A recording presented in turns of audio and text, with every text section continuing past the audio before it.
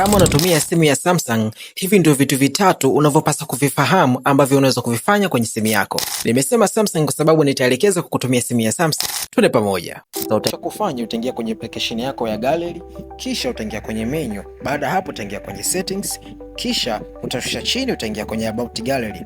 Baada ya hapo tunasema imeandikwa version number ya hiyo application, kisha utaibonyeza mara 5 mfululizo. Baada ya hapa ukishaibonyeza utaambiwa kwamba Gallery Labs is enabled.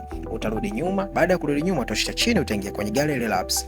Baada ya hapa utakuta feature nyingi ambazo usingeweza kuzipata kule ikiwa kawaida. Hapo ndio utasema mbona unaweza kusave picha ikiwa kama PDF, unaweza kuprint multiple pictures pamoja na feature nyingi mbalimbali utakazojionea kwenye sehemu hii. Kitu cha pili ni kuingia kwenye application yako ya phone, kisha utaingia kwenye mistari mitatu huku juu utaingia kwenye settings. Baada ya kuingia hapo kwenye settings utaingia sehemu iliyoandikwa block numbers. Baada ya hapa hii sehemu ukiweza kuiwasha itakufanya uweze kuzuia namba ngeni ambazo hawajazisave kwenye simu yako, wakikupigia wasiweze kukupata kama hivyo.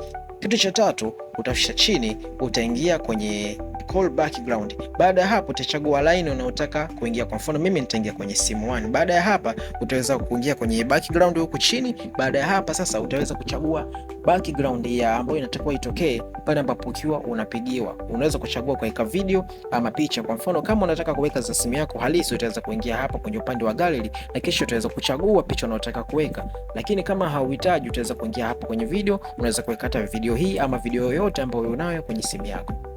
Naitwa Keza. Make sure unanifollow na pia una like video hii na pia una comment kitu gani unataka kujifunza kwenye video ijayo, na pia sasa kushare na marafiki ama watu wako wa karibu. Till the next one, I'm out.